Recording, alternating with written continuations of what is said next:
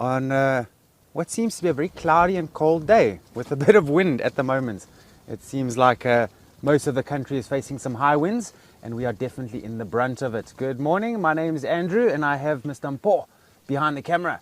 We are dressed fully warm and I am wearing my long shorts today, which I call my trousers, which are going below the knee. So I'm feeling a bit warm. Are you warm, Mpo? Wonderfully warm. All right, good one. And there we go. We have a black wildebeest just trying to keep warm themselves. I don't blame them. Shame. They must be fairly cold this morning. Last night was cold and it led all the way up to this morning until now.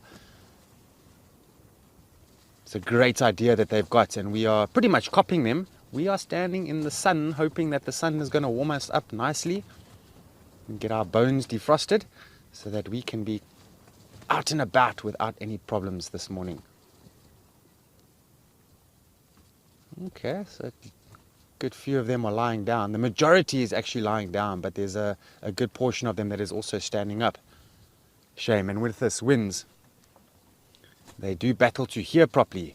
And sometimes it even brings in smells that might not necessarily be nearby as it travels with the wind all the way up to them. So sometimes you find animals become nervous in the wind because they just cannot hear and smell properly. In the meantime, we have found something very, very different. So we've got a very, very, very old giraffe bull. I wonder what he's doing there. Maybe just having a smell, and a group of eland as well. Oh, this giraffe is ancient.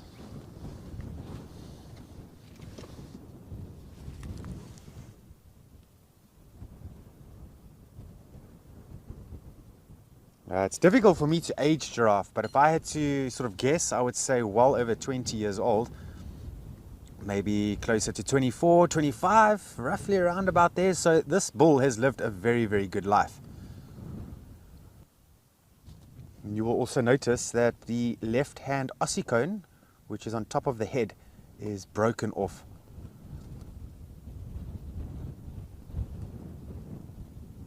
What happens is sometimes when giraffe, start fighting too early on and the ossicones haven't yet fused onto the skull, and you might find that it can break and it won't grow back, unfortunately. Or it could be a situation that this bull spent a good portion of his life fighting other males, and then during a dispute, perhaps there was a slightly weaker ossicone that managed to break.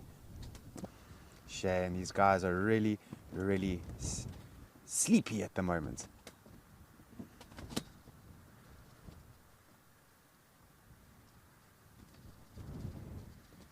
Oh, there's a bit of a stretch. You might even be able to see the claws there.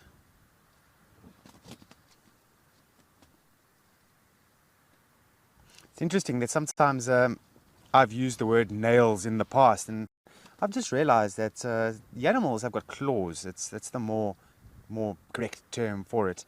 Animals have got claws. And now cheetah's claws are very well formed, and they need to be. Remember, these animals run very quick, and if they don't have some sort of a grip and running spikes, they're going to catch troubles when they're running at full speed, especially when they tilt and they turn to one direction. You might find that they'll slip and fall, and then whatever they're chasing is gone. Those claws really do dig into the ground and allow the animal to stay attached to the surface of the ground.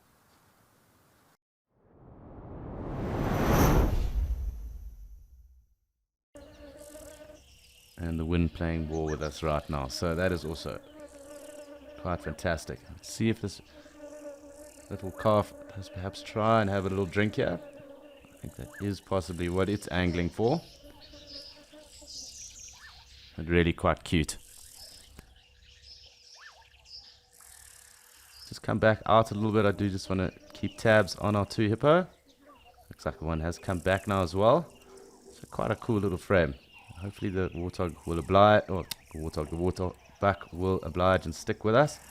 It looks like other plans though. So we'll just zoom back out. If they do get a bit stationary, we will zoom back in on them. So let's just wait to see what does kind of unfold. But two species in frame, 4 in total in terms of number. Doesn't look like these two are going to be up too much. Probably going to have a little pan around, try scan across to the right. There might be the odd water bird that we could pick up. Perhaps see someone different as well. But always cool to have the hippo back and around. Of course, we haven't seen the crocs for some time either, so it seems they've also pushed off, and we'll just have to wait and see.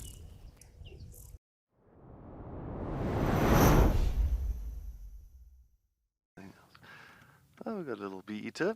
That is nice. I know Ben had a little bee eaters as well this morning.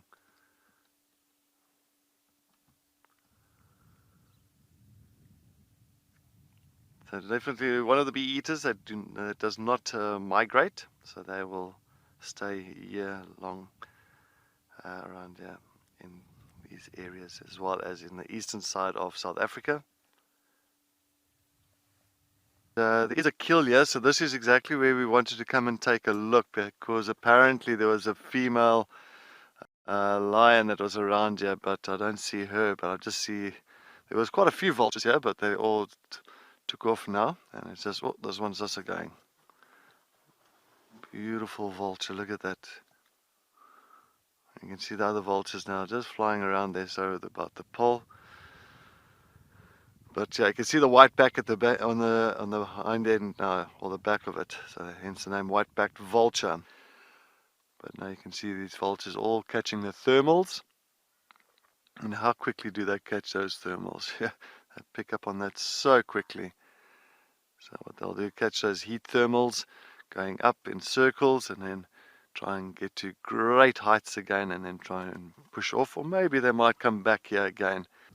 Very nice, all jolting for position and for a little gap where they can try and get in there to have some water.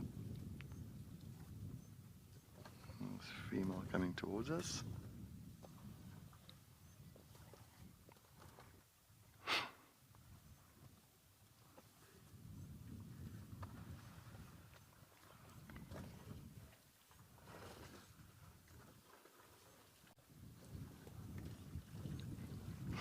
No, I'm just joking now. Of course, it's all the vegetation that they've been eating. So what they do, they use their trunk to curl it around the branches with all the green leaves, and then strip all those green leaves off.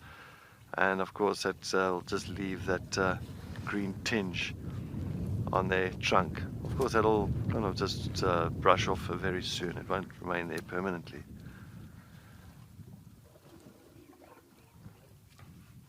You can see that little bit of that leaf matter on it. You can see she uses the left side most of the time compared to the right. So sometimes you can even see that the calluses at the bottom of the trunk on the left hand side is a little bit more prominent than the ones on the right. So you can always see if an elephant is left-handed or right-handed by looking at the trunk as well as their tusks.